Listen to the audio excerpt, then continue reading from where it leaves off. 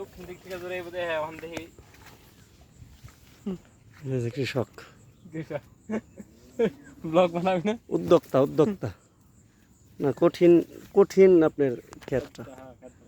যে যাতে এরকম যারা পুরাতন কৃষক ওরা এরকম করতে পারে নাই কে।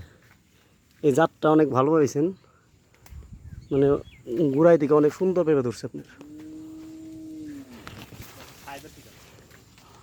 গাছের আপনার কোয়ালিটি ভালো, মোটা, পাইপে ওগুলো হইতেছে বড় সড়ো অনেক। এত নিচের দিকে পাইপে মানে দেশি জাতটা এত নিচতে ধরে না, আপনারটা যে ধরছে মনে হইতেছে যে হাইব্রিড এরকম। প্রতিটা গাছে অনেক সুন্দর পেঁপে ধরছে।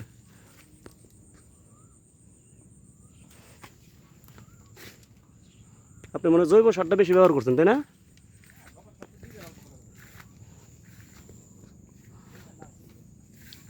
আপনি তো তাহলে পেঁপে মানে আইনা বাড়িতে আইনা তারপরে ওইটা চারা করছেন, তাই না? একটাও কিনা না, তাই না? এইটাই ভালো করছেন, এর জন্যই ভালো হয়েছে।